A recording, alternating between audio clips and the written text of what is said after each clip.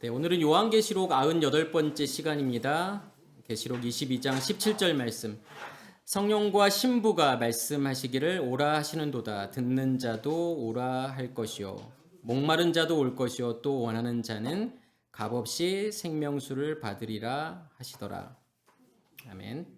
계시록 22장은 어떤 느낌이냐면 그냥 이제 21장의 모든 내용들을 다시 정리하고 있는, 다시 설명하고 있는 이제 그런 느낌이고, 왜냐면 21장에서 이미 뭐 새하늘과 새 땅, 뭐 새 예루살렘 성 이런 것도 다 이야기했잖아요. 어떻게 완성이 되고 하는 부분들을 이야기했고, 이제 22장에서는 그것들을 다 이제 정리하고 마무리하는 이제 그런 느낌. 그래서 지금 98번째 이제 시간이고 2번 하면 끝날 것 같아요. 그래서 뭐 그렇게 의도한 건 아닌데 이제 100번을 채우게 됐어요. 그래서 한 3년 넘게 한 것 같은데 끝나게 된 것 같고, 여기에서 이제 성령과 신부라는 표현이 나오잖아요. 그래서 성령과 신부가 말씀하시기를, 그러니까 모든 성경이 다 마찬가지겠지만 단어 하나가 어떤 의미가 있는지에 대한 이해가 먼저 필요하겠죠. 그래서 성령이라고 하는 것의 의미, 또 신부라고 하는 것이 어떤 의미가 있는지 이거를 좀 생각해 볼 필요가 있겠죠. 그래서 뭘 신부라고 하는 건지, 그러니까 우리가 뭐 그리스도의 신부가 되어야 된다, 뭐 신부로 준비해야 된다, 신부로 단장해야 된다, 이제 그런 말씀들을 많이 듣잖아요. 이제 그러면서 드는 생각이, 과연 뭘 해야 신부로 준비가 되는 거지? 내가 그리스도의 신부가 되어야 되는데 과연 뭘 해야 되는 걸까? 라는 생각을 하게 되잖아요. 그러면 뭐 교회를 열심히 다녀야 되는 건지, 이렇게 뭐 기도도 열심히 하고 말씀도 열심히 읽고 그래야 그게 그리스도로 신부로 준비가 되는 건지, 그러니까 그 뭐가 그 신부로 준비되는지에 대한 것을 정확히 이야기를 안 해주니까 잘 모르죠. 근데 그래서 성경의 어떤 흐름이라고 하는 거, 성경이 어떻게 흘러가고 복음이라고 하는 게 무엇인지에 대한 이해가 필요하다라는 거예요. 그러면 이런 것들도 해석이 되죠. 그러면 여기서 성령과 신부 그러면은 뭐 성령은 당연히 이제 말씀을 이야기하는 거고, 그러면 지성소를 이야기하는 거고, 이게 둘째 날의 궁창 하늘을 이야기하는 거잖아요. 그러면 신부는 뭐냐면 그 하늘에 의해서 만들어지는 결과물을 신부라고 이야기하죠. 그러니까 천국이라는 개념도 마찬가지로 하늘 나라잖아요. 근데 나라인데 어떤 나라죠? 뭐가 만들어 놓은 나라죠?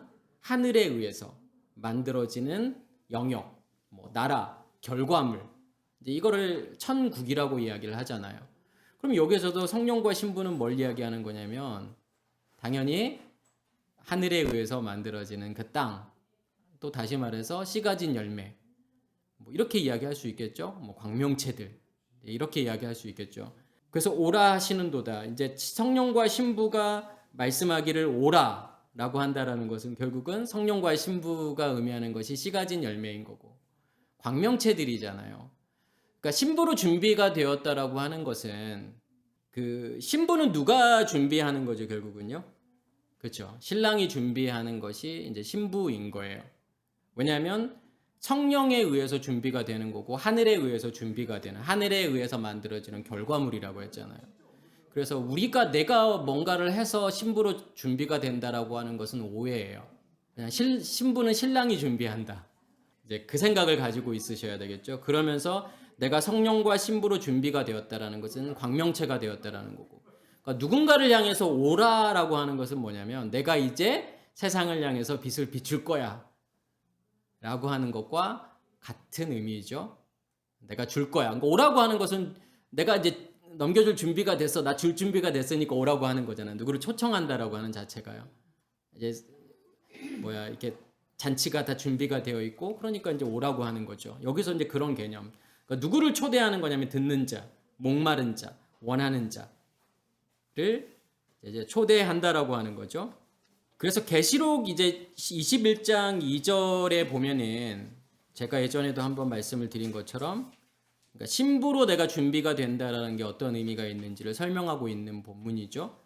또 내가 보매 거룩한 성 새 예루살렘이 하늘로부터 하늘에서 내려오니 그 준비한 것이 신부가 남편을 위하여 단장한 것 같더라. 여기서 그의 남편과 함께 단장되어졌다라는 거죠. 그래서 그러니까 여기 누가 단장하는 거죠, 결국은요? 하나님께로부터 하늘에서 내려오니. 그러니까 하나님이라고 하는 여기 단어가 결국은 그 하늘을 이야기하는 거예요. 그러니까 생수. 그러니까 말씀 자체. 그리고 그걸 이제 라키아 궁창이라고 이야기를 하잖아요. 둘째 날에서는요. 그 말씀을. 그리고 말씀이 있는 그곳을 뭐라고 이야기하죠? 하늘 샤마임이라고 이야기를 하죠. 그래서 그 말씀이라고 하는 것은 결국은 언약궤를 이야기하는 거고, 언약궤의 두 돌판. 그리고 그 두 돌판이 있는 그곳을, 그 지성소를 샤마임 하늘이라고 이야기하는 거고, 결국은 그 하늘에 의해서 준비된 것을 지금 신부라고 이야기한다라는 거예요. 그것을 또 거룩한 성 새 예루살렘이라고 이야기하는 거고. 그러니까 예루살렘이라고 하는 의미는 결국은 하나님의 영역이죠. 하나님의 도성이잖아요. 그러니까 하나님의 영역을 예루살렘이라고 이야기하는 거고, 그 예루살렘의 확장을 거룩한 성 새 예루살렘이라고 이야기하는 거예요. 그래서 하늘에서부터 내려오잖아요. 새 예루살렘이요. 그 하늘에 의해서 만들어졌다라는 거. 그래서 뭐 전에도 제가 설명을 드렸던 것처럼 뭐 예루살렘과 온 유대와 사마리아와 땅끝이라는 개념도 마찬가지죠. 그러니까 뭐 사도행전 1장 8장에 보면 1장 8절에 보면 오직 성령이 너희에게 임하시면 예루살렘과 온 유대와 사마리아와 땅끝.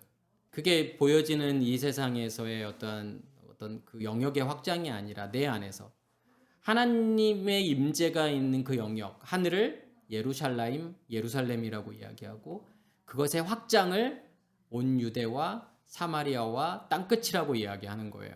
그러니까 끝이 되었다라는, 이 끝이라는 단어가 에코, 하나님의 소유가 되었다라는 거죠. 그런 의미에서 확장. 여기에서도 새 예루살렘이라는 것은 결국은 거룩한 성 예루살렘, 새 예루살렘이라는 것은 그 예루살렘의 확장에 의해서 만들어지는 결과물. 그래서 그거를 신부라고 이야기하는 거고, 그 신부는 남편에 의해서 단장되어진다라는 거죠. 준비가 되어진다라는 거예요. 그러니까 누가 준비하는 게 아니라는 거죠. 그래서 성경을 은혜라고 이야기하는 거예요. 100%요. 내 열심과 노력으로 뭘 하는 것은 없다라는 거예요. 100% 그분께서 나를 준비시켜 간다라는 거죠. 그래서 성경을 은혜라고 이야기하는 거예요. 그러니까 내 열심과 노력이 들어가는 순간 1% 아니 0.0001%가 들어가는 순간 그것은 은혜라고 이야기할 수 없어요. 은혜라고 이야기할 수 있는 것은 100%요. 하나님에 의해서. 그래서 자유의지는 없다. 자유의지가 존재한다라고 하는 착각만이 있다. 내가 뭘 선택한다라는 착각만 있지, 내가 뭘 선택했다라고 생각을 하지만 그것은 오해인 거고, 내 안에 간직한 것에 의해서 나는 선택하며 살아갈 수밖에 없다. 그러니까 선악의 지식의 책의 율법이 내 안에 존재하면 나의 선택은 전부 다 100%그 율법에 의해서 살아갈 수밖에 없다라는 거죠. 그 DNA가 있으면 어쩔 수 없어요. 우리는 누구도, 이 세상에 누구도 그 DNA를 거스를 수가 없어요. 유전 정보를 거스를 수가 없어요. 그렇게 유전 정보가 우리 안에서 그렇게 입력, 그러니까 명령을 해놓은 대로 그 명령에 의해서 우리는 움직일 수밖에 없다니까요. 빗나가지 않아요. 형태는 조금씩 다를 수 있어요. 그러면 결국은 그 의식의 체계가 바뀌어야 되는 거죠. 그러면 내가 어떤 선택을, 하나님의 의식의 체계가 만들어지면 나의 모든 선택들은 그것에 의해서 선택하면서 가는 거예요. 그게 복음이라고 하는 거예요. 그러니까 우리가 물 흘러가듯이 흘러갈 수 있는 이유는 뭐냐면 그 확신이 있을 때, 하나님이 내 안에 존재하고, 그러니까 하나님이 내 안에 존재한다는 확신이 드는 순간 어떠한 생각을 할 수밖에 없는 거냐면 100% 나의 삶을 이끌고 가신다. 절대로 우연은 없다. 단 1%의 우연도 없다. 100% 그냥 하나님에 의해서 흘러가는 거다 라는 확신이 들게 돼요. 내가 뭘 잘못해서, 내가 뭘 잘해서 내가 지금 이 모습이 있는 게 아니라는 거예요. 그냥 하나님께서 그렇게 만드신 거예요. 그러니까 하나님께서 자기를 드러내시고 복음을 믿게 하기 위해서, 하나님을 믿게 하기 위해서 우리의 삶을 그렇게 인도해 주신 거예요. 하나의 우연도 없이요. 앞으로도 마찬가지고. 그 확신만 있다면. 그러니까 두려움이 없는 거예요. 왜요? 그냥 내 삶에서 펼쳐지는 모든 것들이 최선임을 알아요. 이게 하나님의 베스트예요. 더 이상 베스트가 있을 수 없어요. 설령 내 삶이 힘들고 고난하고 뭐 고단하고 뭐 어디가 몸이 아프고 병들어 있고 뭐 진짜 뭐 시한부 인생을 산다, 몇 개월밖에 못 산다 할지라도 두려워할 이유가 없어요. 왜요? 그게 하나님의 100%라는 걸 알아요. 나를 이끌고 가시는. 그러니까 보여지는 것에 흔들리지 않는 이유가 그런 거예요. 아니까요. 그걸 아니까요. 그것을 신뢰하는 거예요. 우리는 이제 뭐 내가 어디 아픈다던가 내 가족들에게 무슨 일이 생긴다던가 그러면은 이거 하나님이 나를 이끌고 가시는 게 맞나? 막 의심하잖아요. 좋은 일만 생겨야 될 것 같잖아요. 안 아프고 튼튼하고 돈도 잘 벌고 뭐 자식들도 다 좋은 대학교 가서 좋은 데 취직해서 뭐 시집장가 잘 가고 그게 베스트일까요? 정말 그게 하나님의 복일까요? 그렇지 않다니까요. 그냥 나의 삶을 이끌고 가는 모든 것이 복이에요. 그냥 베스트인 거고. 그래서 보여지는 것들에 내가 흔들리지 않을 수 있는 거예요. 그게요. 하나님이라는 존재가 명확하면 명확할수록 그 하나의 가치가 명확하면 명확할수록 100% 하나님이 나를 이끌고 가신다라는 게 명확해진다라는 뜻이에요. 그게 이제 신부로 준비가 된다라는 거예요. 우리의 어떠한 뭘로 준비하는 게 아니다라는 거. 그건 오해다. 내가 준비한다라는 것은 오해다라는 거. 그리고 듣는 자는 오라. 그러니까 듣는 자라고 하는 것은 결국은 말씀이 들려져서 제가 제 오전에도 겉옷과 속옷을 말씀을 드렸잖아요. 누군가 나에게 겉옷을 요구할 거다. 그러니까 내가 광명체로 존재하는 자들에게 누군가 나에게 그 복음이라고 하는 것이 정말 궁금하고 그렇게 그걸 요구할 거라는 거죠. 하나님이라고 하는 게 무엇인지, 복음이 무엇인지.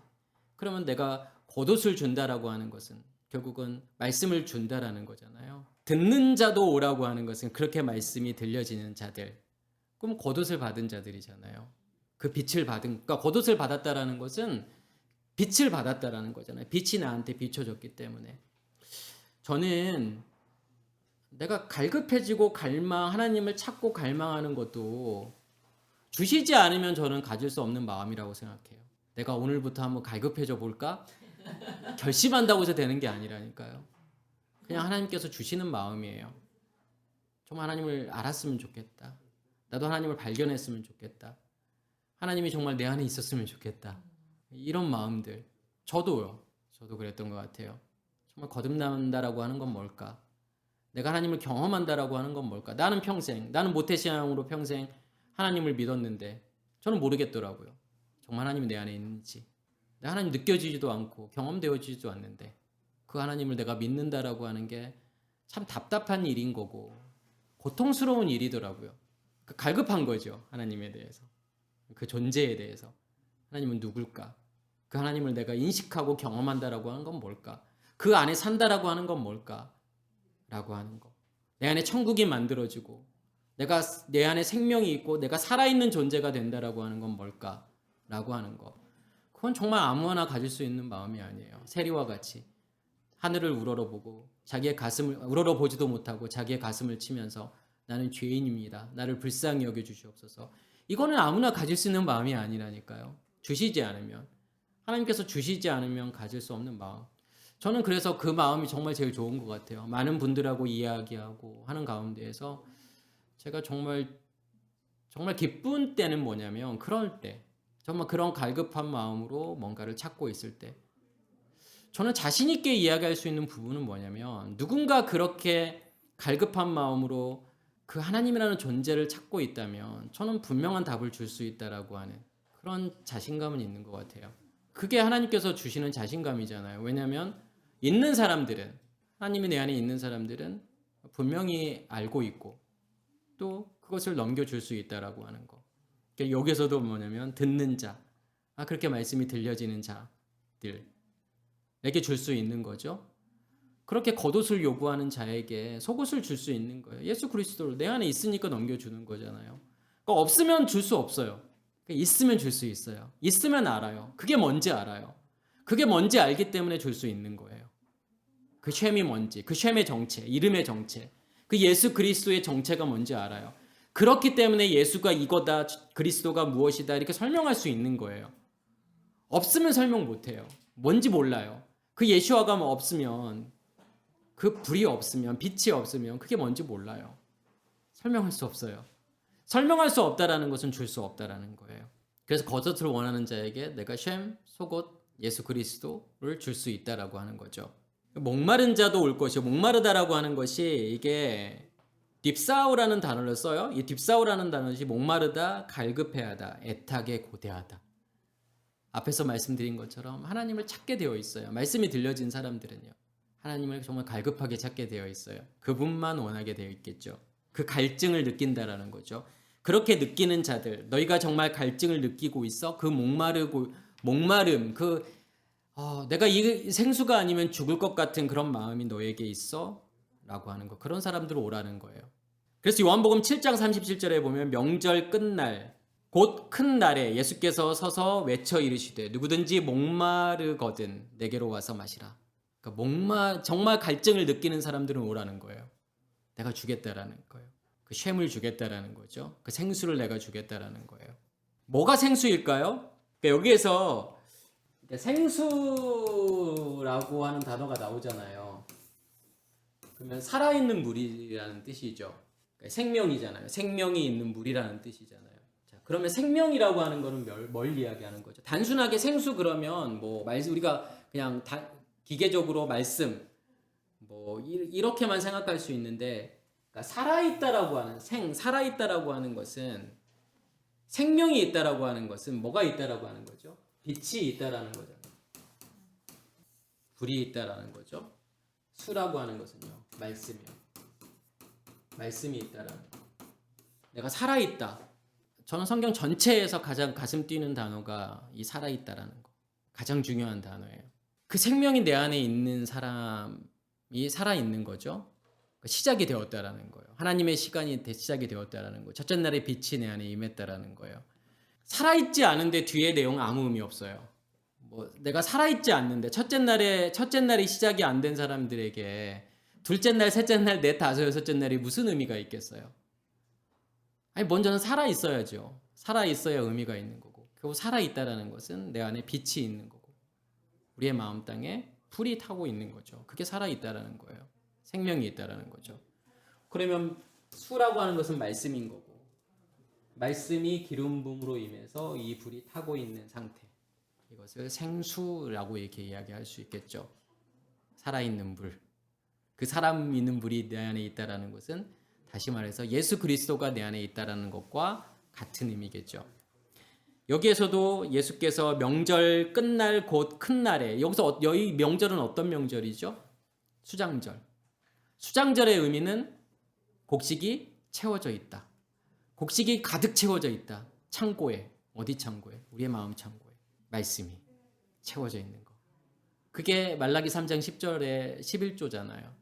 11조를 우리의 마음 창고에 드리라. 우리의 마음 창고요. 그리고 확증하라고 하는 거예요. 뭘 확증하라는 거죠? 내가 하늘 문을 열고, 하늘 문이라고 하는 것은 지성소와 성소를 맡고 있는 휘장, 그 휘장이 갈라져서 지성소로부터 말씀이 나와서 그것으로 내가 너희 안에 충만하게 채워주나 안 채워주나 확증하라. 이게 수장절이잖아요. 마지막 절기잖아요. 그죠? 처음에 절기가 6월절, 그 다음에 무교절, 초실절, 그 다음에 오순절이라고도 하고 77절, 맥주절이라고도 하죠. 그 다음에 나팔절, 대속죄일. 그 다음에 마지막 절기가 수장절이잖아요. 초막절이라고도 이야기하고. 그러니까 수장절이라고 하는 것은 가득 채워졌다는 거예요. 그러니까 줄 수 있는 거예요. 그러니까 예수께서 말씀하시고 싶은 거는 내 안에 하나님의 말씀으로 채워져 있어. 그러니까 목마른 자들은 내게 와서 마셔. 내가 줄 수 있는 거야. 그러니까 채워져 있는 사람은 줄 수 있지만 채워지지 않은 사람들은 줄 수 없다라는 거죠.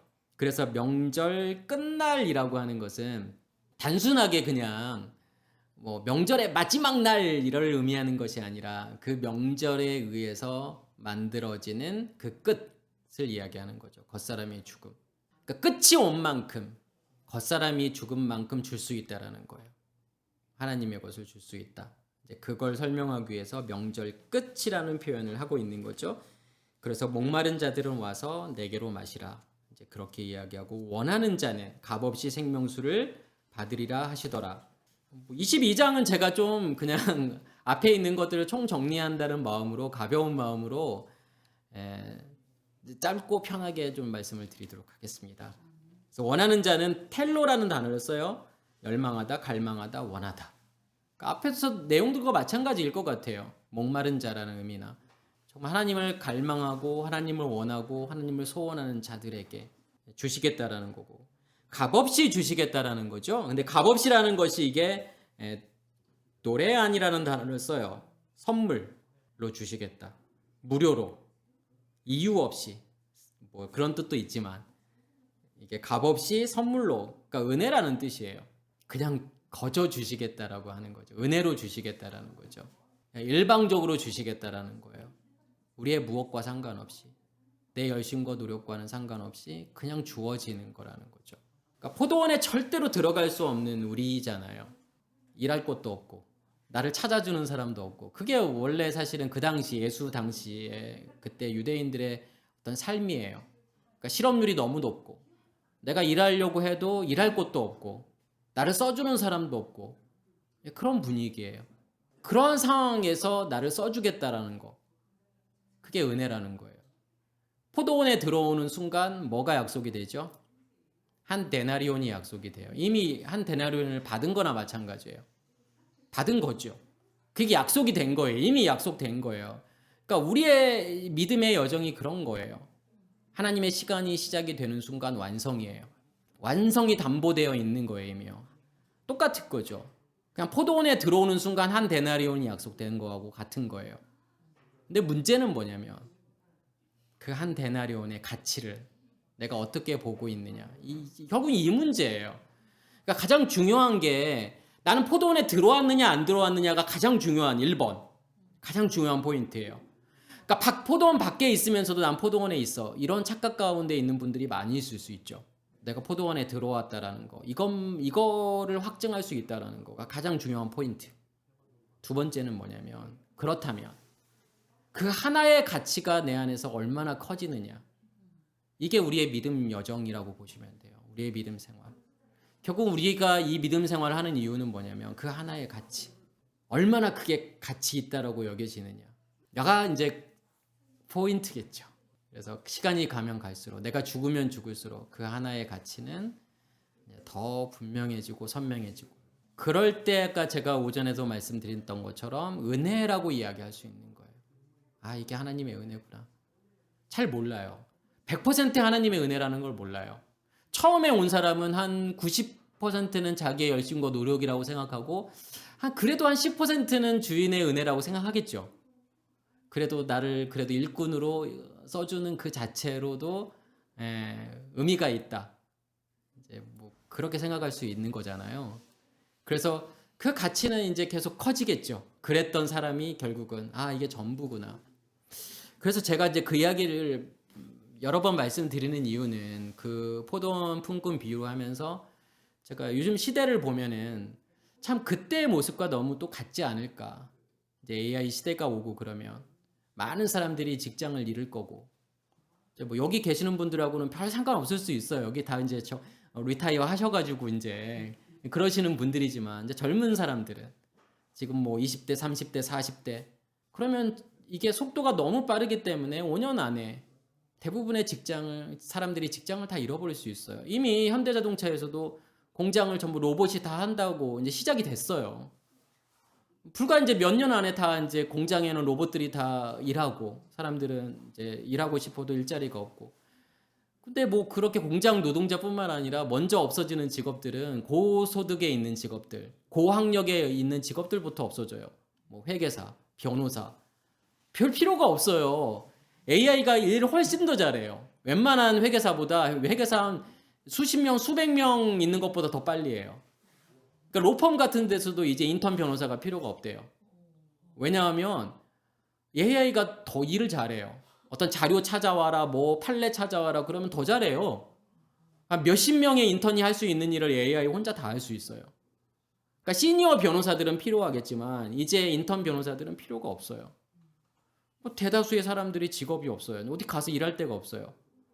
그러니까 기본 주택, 기본 소득 받으면서 살아야 돼요. 그냥 국가에서 주는 뭐 많지 않은 돈이라도 받으면서 그냥 밥 안 굶고 사는 거죠. 근데 그런 시대가 오면 우리는 과연 어떤 것에 의미를 두고 살까? 이거 고민해야 된다니까요. 그러니까 모든 사람들이 다 고민해야 돼요. 나는 그러면 이 시대에 내가 전에는 일하는 거에 의미를 두고 살았잖아요. 대부분 그렇잖아요. 내가 직장 다니면서 돈 버는 그걸 가지고 애들 키우면서 그 의미로 살았잖아요. 근데 그 의미가 없어진다니까요. 일하는 거에 대한 의미가 없어져요. 그럼 나는 무슨 의미로 살까? 고민해 봐야 되는 거잖아요. 그러니까 니체가 했던 고민들. 그 당시에 사상의 변화. 너희가 믿고 있는 하나님. 만약에 그 하나님, 그 절대자가 없다면 너희들은 어떻게 살 건데? 어디에 의미를 두고 살 건데? 그러니까 누구나 지금 뭐 직장에서 일하고 애들 키우고 하는 것에 의미를 두고 살았는데 만약에 그런 의미가 사라진다면, 몇 년 안에 사라진다면 너희들은 뭘 가지고 어떤 의미를 가지고 살 건데 라고 한다면, 그 의미가 없다면, 그 하나님이라는 의미가 없다면 뭘 가지고 살아가야 되죠? 어떤 것의 기쁨, 어떤 것의 즐거움, 어떤 것의 만족을 가지고 살아야 되는 거죠? 그냥 뭐 넷플릭스 열심히 보고 드라마 열심히 보고 뭐 그런 재미로 살아야 되나요? 평생을요? 뭐 그럴 수도 있죠. 뭐 그게 나쁜 건 아닐 수 있죠. 재밌잖아요. 그냥 하루 종일 뭐 영화 몇 편씩 보고 드라마 뭐 요즘 엄청 나오니까 하루에도 뭐 수십 수백 개 뭐 드라마 뭐 영화 나오니까 뭐 그거 재미있고 보면서 그냥 국가에서 주는 뭐 저도 재미없어요. 저 잘 안 보지만. 근데 아니 누군가는요 그 재미로 살아갈 수도 있겠죠. 그러니까 밥은 안 굶으니까 일단 정부에서 주는 돈으로 그렇게 정부에서 주는 집에서 살면서 그렇게 살아갈 수도 있겠죠. 왜냐면 AI 시대에서는 막대한 부가 나오니까 그걸로 정부에서 그렇게 다 해줄 수 있죠. 그럼 나라는 존재의 의미는 뭘까? 나 정말 이거 넷플릭스 보기 위해서 태어난 걸까? 내가 넷플릭스를 위한 삶일까 내 삶이? 이런 거 고민해봐야죠. 아니 나는 문제 없어. 나는 괜찮아. 나는 얼마든지 행복해. 오케이. 그럼 뭐 되죠. 행복하게. 그런데 그렇지 않다면, 거기에 절대로 만족할 수 없다면, 그러면 진짜 나에게 만족을 줄 수 있는 그 하나님이라는 의미, 존재의 의미, 결국은 그거밖에 남지 않을 거라는 거죠, 사실은. 그러니까 지금은 AI가 할 수 없는 일을 하라고 그래요, 전문가들이요. 뭘 AI가 할 수 없는 일일까요? 지금 우리가 하고 있는 거예요. 아니 이 생명을 넘겨주는 건 AI가 할 수 없잖아요. AI가 나에게 생명을 줄 수 있나요? 없잖아요. 그거 하면 되죠. 자기가 없는데 어떻게 해요? 네. 그러니까 그 의미를 가지고 살면 돼요. 내 안에 있는 그 생명. 누구도 줄 수 없는. 그리고 나도 그 생명을 누군가에게 줄 수 있는 그 의미. 그게 전부라니까요.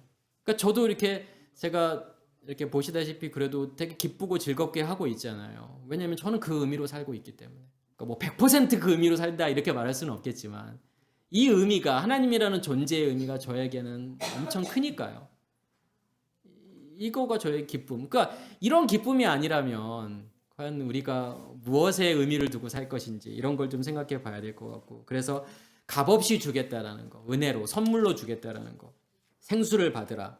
그러니까 생수라는 것은 말씀을 드렸던 것처럼, 그래서 내가 내 안에 있는 빛을 넘겨주고 불을 넘겨주고, 그러면 그 안에 불이 타고 있겠죠. 그러면 먼저는 밖에서 말씀을 들려줘서 그 기름 부음에 의해서 타게 되는 거고, 그게 아랫물에 있는 거예요. 그게 바닷짐승이에요. 근데 바닷짐승은 항상 바닷짐승에 머물러 있는 게 아니잖아요. 거기에 머물러 있을 수 없어요. 땅의 짐승으로 바뀌어야 돼요. 처음에는 내가 밖에서 양식을 먹게 되죠. 만나를 먹게 되지만 어느 순간 만나는 그쳐야 되고, 그게 금식이잖아요. 내 안에 양식이 존재하고 있으면 그 양식을 먹으면 돼요. 그게 땅의 짐승으로 바뀌는 거예요. 그래서 로마서 3장 24절에 보면은 그리스도 예수 안에 있는 속량으로 말미암아 하나님의 은혜로 값없이 의롭다 하심을 얻은 자 되었느니라. 그러니까 속량이라고 하는 것은 해방이에요. 자유죠. 그리고 이 단어가 속전이라는 단어에서 온 거죠. 그럼 누가 속전이죠? 속전이 뭐예요? 죄를 사하여 주기 위한, 그러니까 빚을 탕감해 주기 위한 돈이 속전이잖아요. 나를 노예에서 자유롭게 만들어주는, 노예에서 해방시켜주는 돈, 그걸 속전이라고 이야기하죠. 예수 그리스도가 속전이라는 거예요. 그래서 나를 자유하게 만드는 거예요. 왜 예수가 나를 자유하게 만들까라는 거. 그 하나님이라는 존재가 내 안에서 명확히 드러나면 드러날수록 자유예요. 그러면 보여지는 것들의 의미가 없어지잖아요. 밖에 있는 세상의 것들의 의미가 없어진다는 소리예요. 그게 없어지면 없어질수록 자유예요. 그래서 내가 하나님을 명확히 경험하면 경험할수록 자유인 거예요. 그래서 진리를 알지니 진리가 너희를 자유케 하리라. 그러니까 하나님, 진리라는 하나님. 하나님이 드러나지면 드러나질수록 그게 자유라고 하는 거죠. 그러니까 무엇에 의해서도 나를 얽매일 수 없다라는 거고, 제가 앞에서도 말씀드린 것처럼 그런 말은 무슨 말이냐면 보여지는 환경이 나의 마음을 출렁이게 하지 않는다라는 거예요. 파도치지 않게 만든다라는 거예요. 왜요? 그런 것들이 없어졌으니까요. 의미가 없으니까요. 그러니까 자유한 거예요. 근데 우리가 자유하지 못하는 것들은 그런 것들에 매여 있잖아요. 내가 의미를 두는 것들이 있잖아요. 의미 있다고 생각하는 것들이 있잖아요. 근데 어느 순간 그런 거에 의미가 없어지면, 제가 사람들에게 자식이 왜 의미가 있죠? 그러니까 자식이 제일 의미가 있잖아요. 우리 삶 가운데에서요. 사실 돈보다 자식이 더 의미 있잖아요. 그럼 왜 자식이 의미 있죠? 그러면은 같은 피니까. 그러면 같은 피이기 때문에 의미가 있다? 왜 같은 피면 의미가 있어야 되는 거죠? 그러니까 그것에서 내가 자유하지 못하는 거예요. 계속 매여 있잖아요. 의미를 두는 거. 그러니까 내가 자유하지 못하는 것은 뭐냐면 어떤 것에 의미를 두고 있기 때문에 자유하지 못하는 거예요. 그 의미가 끊어지는 만큼 자유해지는 거예요. 뭐 제가 이제 뭐 자식은 하나의 예의지만 그 자식뿐만 아니라 세상의 모든 것들의 의미를 가지고 살아가잖아요. 뭐 여러 가지의 의미들, 사람들 관계의 의미들, 뭐 돈, 물질의 의미들, 이제 이런 것들의 의미, 그런 의미들이 어느 순간 없어져요. 네, 건강에도 의미도 되게 크죠.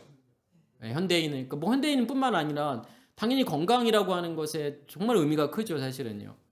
그게 사실은 1번일 수도 있을 것 같아요. 근데 어느 순간 그런 것들의 의미도 없어지게 되면 하나님이라는 의미로 살아가는 거예요. 그렇기 때문에 자유한 거예요. 하나님의 의미가 더 점점 커질수록 네. 그런 의미가 없어지는 그렇죠.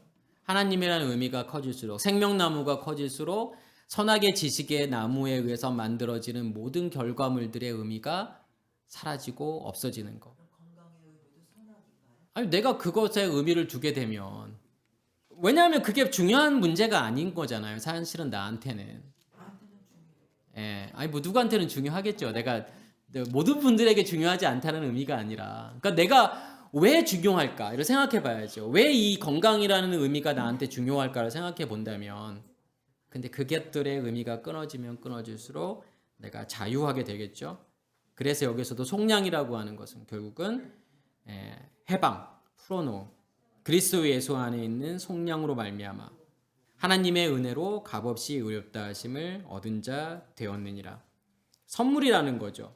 내가 자유로워지는 거. 하나님의 은혜인 거고. 선물이라는 거예요. 요한복음 4장 10절에 보면은 이제 여기에서도 생수라고 하는 단어가 나오잖아요. 예수께서 대답하여 이르시되 내가 만일 하나님의 선물과 또 내게 물 좀 달라 하는 이가 누구인 줄 알았다면 내가 그에게 구하였을 것이요 그가 생수를 내게 주었으리라. 사장에 보면은 흐름이 있어요. 먼저는 어떤 내용이 나오죠? 사마리아 여인, 수가성 여인에게 내가 영원히 목마르지 않는 생수를 주겠다. 아, 그런 게 있으면 좋겠어요. 주세요. 근데 예수께서 뭐라고 말씀하시죠? 남편 데리고 와. 저 남편 없는데요? 그때 예수께서 그래, 지금 있는 남편도 네 남편 아니고, 그러니까 전에 있는 5 남편도 네 남편 아니고 지금 있는 남편도 네 남편 아니야 라고 하는 것은 진짜 남편이 올 거라는 거잖아. 그러면서 뭘 이야기하죠? 여자가 어디서 예배해야 합니까? 여기입니까? 사마리아? 아니면 예루살렘입니까? 여기도 아니고 저기도 아니고 너희가 진짜 예배할 때가 올 거야. 그래서 예배하는 자는 영과 진리로 예배할지니라. 자, 3가지 사건을 한번 연결해 보세요. 생수 이야기했다가 남편 이야기했다가 예배 이야기했다가 이게 무슨 관련이 있을까요? 진짜 남편이 와야 된다라는 거예요. 그리스도라는 남편. 다시 말해서 뭐가 만들어져야 된다는 거죠. 지성소가 만들어져야 된다는 거예요. 하늘이 만들어져야 된다는 거예요. 생수의 근원이 만들어져야 된다는 거예요. 그러면 내가 영원히 목마르지 않는 생수를 먹을 거야. 그게 예배야 라고 하는 거예요. 그게 영과 진리예요. 영? 말씀이잖아요. 생수. 진리? 그러면 그 영에 의해서 하나님이 드러나지는 것을 진리라고 이야기하잖아요. 그렇게 되어지면 예배? 무릎 꿇다라는 거예요. 샤하. 엎드리다. 경배하다. 내가 하나님께 엎드리고 경배하게 되잖아요. 진짜 남편이 오고 그 남편으로부터 나오는 생수를 먹게 되고 그러면 그 생수를 먹음을 통해서 하나님이 드러나지게 되고, 그러면 내가 하나님께 엎드려지고 경배해지고 무릎 꿇는 거, 그게 예배잖아요. 그게 예배인 거고 그게 복이잖아요. 그게 바라크의 복이잖아요. 같은 이야기 하는 거죠. 그거 이야기하고 싶은 거예요. 그러면 우리가 예배가 뭔지를 알게 되겠죠. 어떤 시간을 정해놓고, 어떤 요일을 정해놓고, 시간을 정해놓고, 순서를 정해놓고 하는 게 예배가 아니잖아요. 저 어렸을 때만 해도 예배 순서 하나 바꾸는 것도 쉽지 않았어요. 뭐 순서 하나 넣었다고 해서 막 목사님이 막 쫓겨나기도 하고 그럴 일이에요. 설교를 예배 중간에 하느냐, 아니 설교가 아니라 그 광고를 예배 시작 전에 하느냐, 중간에 하느냐, 이거 가지고도 싸워요. 그게 예배가 아니잖아요. 사람들은 그게 예배라고 생각했어요. 근데 그게 예배가 아니라 내가 진짜 하나님께 엎드리고 무릎 꿇을 수 있느냐, 이제 이거를 예배라고 이야기를 하고 있는 거죠. 계시록 21장 6절 이것만 하고 마치도록 하겠습니다. 또 내게 말씀하시되 이루었도다. 나는 알파와 오메가요 처음과 나중이라. 내가 생명수 샘물로 목마른 자에게 값없이 주리라. 내가 알파와 오메가고 처음과 나중이라고 하는 것은 내가 시작이고 완성이라는 거예요. 그러니까 하나님으로 시작해서 하나님으로 완성하시겠다라는 거죠. 그 말은 무슨 말이냐면 하나님 자신이 우리에게 임하셔서, 그러니까 우리가 뭐 시작과 끝이고 처음과 나중이고 뭐 다 아는데 이제 그게 무슨 의미가 있는지를 좀 생각해 보셔야 되잖아요. 그러니까 하나님께서 내 안에 임하셔서 나를 죽이시겠다라는 거. 그게 완성이에요. 나의 겉사람을 죽이시겠다. 그러니까 내 안에 들어오시는 이유는 결국은 내 안에 존재하고 있는 선악의 지식의 체계, 그 어두움을 하나님께서 없애시겠다라고 하는 거고, 그것을 완성이라고 이야기하는 거고, 그것을 마지막이라고 이야기하는 거고, 그것을 오메가라고 이야기하는 거죠. 그러니까 알파와 오메가는 이제 헬라어인 거고 히브리어로는 알레프와 타브죠. 그러한 의미가 있고, 내가 생명수 샘물로 목마른 자들에게 이제 값없이 주리라. 앞에서 이야기했던 것처럼. 그래서 오늘 말씀을 정리해 보면 내가 성령과 신부로 준비가 된 사람들은, 다시 말해서 씨 가진 열매로 그리고 광명체들로 세상을 향해서 빛을 비출 수 있는 자로, 그렇게 그리스도의 신부로 준비된 자들은 듣는 자들에게, 목마른 자들에게, 원하는 자들에게 내 안에 있는 것을 값없이 은혜로 줄 수 있다. 한마디로 말하면 그거 이야기하고 있는 거죠. 그래서 오늘 말씀이 우리 안에 온전히 이루어지기를 간절히 소원합니다. 마치겠습니다.